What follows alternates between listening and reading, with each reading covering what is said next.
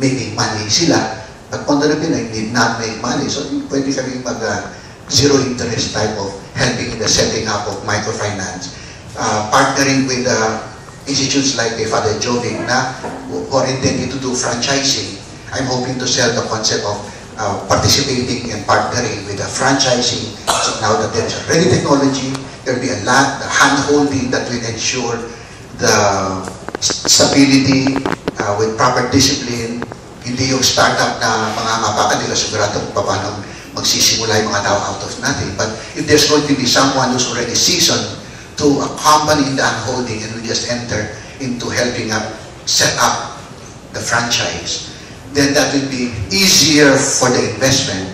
At the same time, a big help that if the microfinance can be initiated with a zero interest for a few years, then that may be what we are looking for in Pondo, and I intend to sell this concept.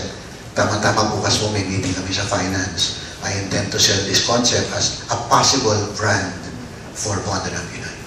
And Evangelion, maganda po naging bunga. Ngayon pa lang, overbooked na po kami till next year. Because Evangelion also would like to participate in this great endeavor through value formation. And that is our gift, and that is what we would like to offer. From the very handicap of this community, we saw our proper place also alongside Pondo, who will act in relation to funding as well as formation, whereas Evangelion will come in the area of value formation for the Institute and its member clients. Yun lang po. Thank you.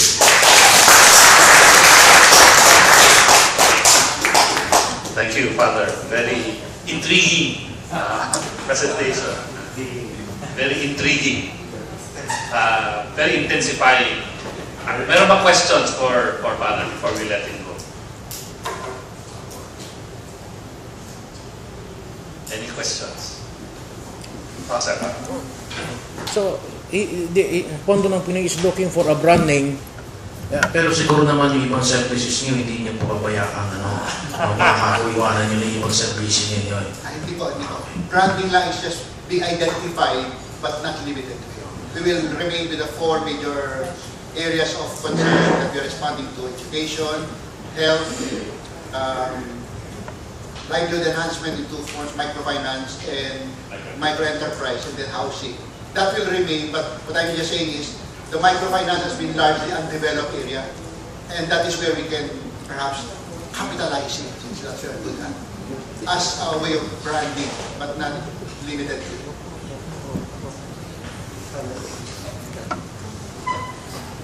So, Father Edwin, dun sa present mo, either way you are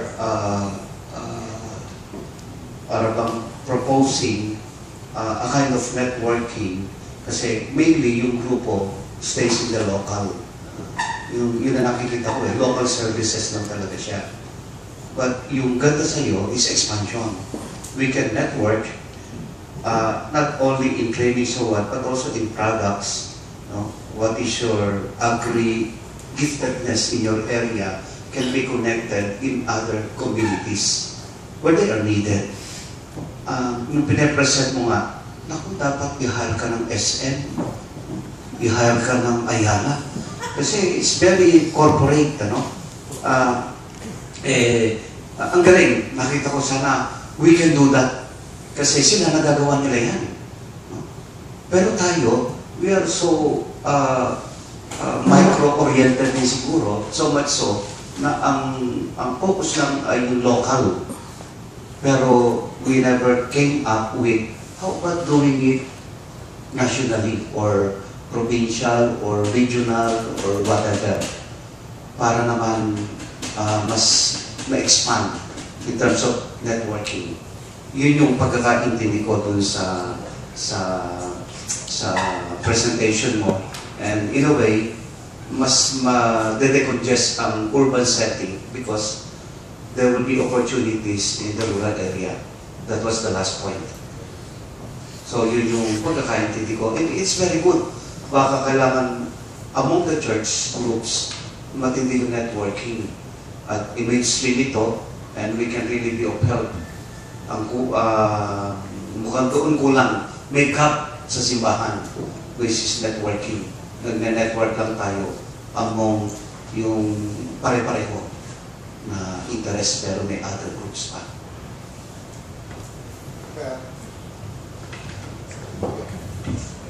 That's why I think what I'm trying to present here is I'm trying to think aloud. Kasi nakita ko, if we are ever going to make a difference, not only in terms of our mission, but in terms of social development, and really be a true promoter of what we may term as church-based social enterprise. Taliwas yata na church-based na tayo, sharing a common mission, sharing a common faith, pero hindi tayo makapag-link up. Samantalang yung profit-oriented, they can easily do by corporate decision. Whereas we aren't with the right, supposed to be, right motives and right sense of mission, masyado tayong ghetto mentality pa rin. So, that is breaking free from what we may term as parochial ghetto, or now enlarging into diocesan ghetto. And when we see this as a possibility, sabi nga ni Dan sa akin kahapon, Father, maganda yan, pero to get there, how to link from the micro through the church-based financing to the urban co-op, to the parish co-ops, and all the way to the consumer, that's going to cost. It will be costly in even in the study of how the links will happen. But I say, it may seem costly, but for me, is it a worthwhile investment? If kingdom building is our business, I think the cost is going to be our investment. Are we willing to invest in it? First, by attitude of wanting it. Second, by actually investing in the connections. And that is where I think we are on the right track to have made this first step. But we cannot stop and clap and go home on our own after this and just say, ay, ang ganda ng sharing namin. Now we can go about our own microfinance business in my area, and that's it. Kasi this won't work unless we are a network. I mean, one microfinance having a few thousand micro enterprises cannot make it. It has to be a whole network. Otherwise, baka tayo mapumpit sa isa't isa.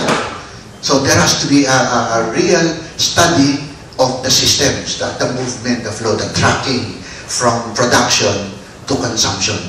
So yun papasok pa rin yung research part. Pero at the onset, habang wala pa yung research, yung pag-aaral natin ng attitude from one institute to a network of institutes, to the network of the co-ops, kailangan magre-rethink na tayo. Gusto ba natin ito? If you want this, then we'll have to become a network.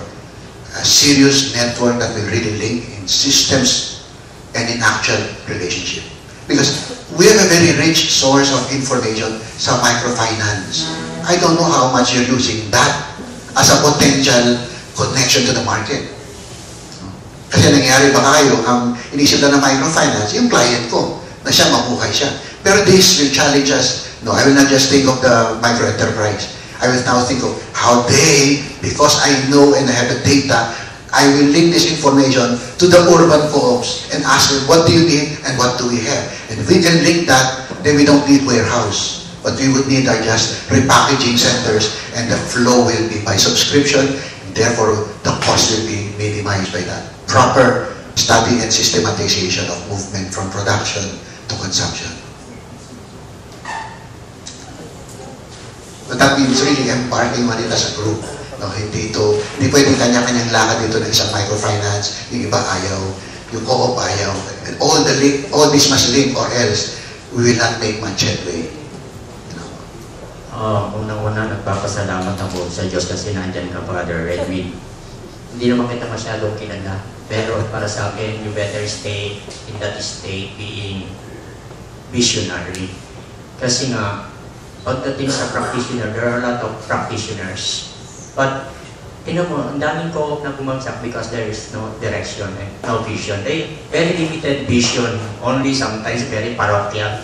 No? Actually, we started already with your concept in a very limited view. Kasi we started with credit co-op, Now we have workers cooperative. And then we tied up with the legislation in terms of consumers co-op.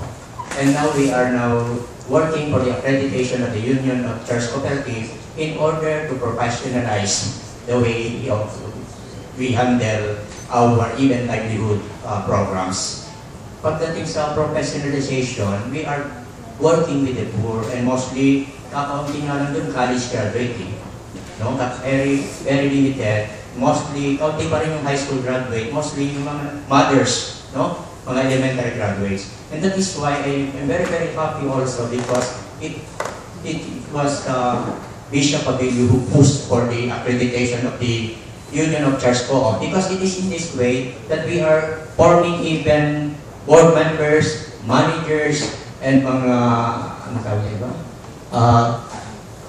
Committee members, no, in terms of how to handle business in a very professional way, even they have not graduated, no, or reached even high school. In fact, in Cebu, our general manager until now for 15 years is still their co is growing. It's only a high school graduate. Our bookkeeper is only a high school graduate.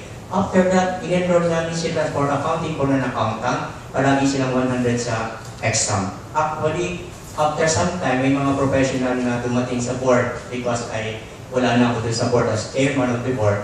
Yung daw isang CPA na naging chairman, kumuha din ng CPA na isang manager. In a matter of span of 1 year, bumagsak yung co-op.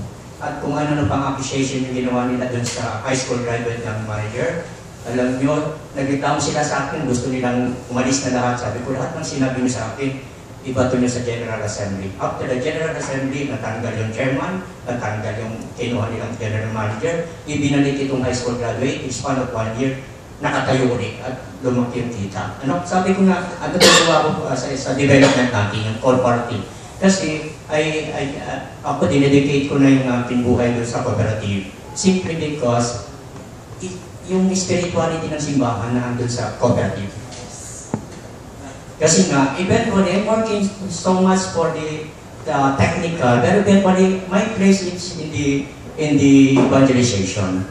Hanggang ngayon, kasi nga yung napakahirap sa technical, pagtuturo ng technical sa mga undergraduates, especially high school or even elementary. Pero we are progressing. We spend a lot. Actually, ang aming formation is on a weekly basis. From top to bottom yan and to our mga ordinary members. That is why I don't want yung sa radio program. Pero because we are increasing in number, and it's very difficult to reach out even to the 26,000 urban poor, napilitan akong pumasok sa Radio Veritas. No, yun yung aming program for microfinance. I believe, siguro, pagtulong-tulungan natin itong kay Father Edwin. I believe this is the future not only of the poor, but especially of the church. Meron pa po bang questions, sharing? Siguro on our end, nung kasama ko si Direk, I'd like to express to Father Edwin our subscription to his proposal and to his offer. I think Father Edwin, this will be our niche sa environment, sa microfinance environment, sa microfinance industry. Kung kaya nga ng mga Protestants to consolidate their forces, bakit hindi yung mga Catholic Church-based organizations to consolidate yung forces and unite for this kind of niche in the market industry, in the microfinance industry. Siguro on our initiatives sa Region 4 island provinces na tumatayo ako as chair noong buong island provinces on microfinance. Baka yun siguro ang maitutulong namin to sell out, to promote, and invite si Father Edwin para mag-talk sa mga provinces, island provinces. Hindi pa kami nakakalabas na Region 4 para ma-concretize itong pagbababa ng ganitong klaseng networking para mapalakas yung rural. Thank you. Any more questions, reactions for Father Edwin? Yes.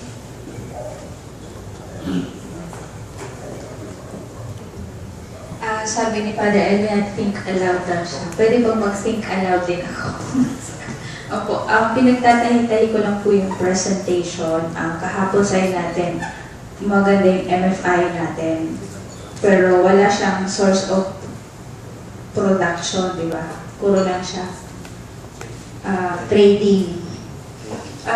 Mr. Joe actually shared a part of their experience in Jollibee. That's actually Agro Enterprise, and we're one of the recipients sana ng project.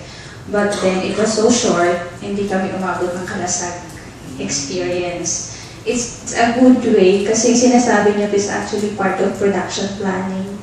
May marketing component siya. At may basic research din sila.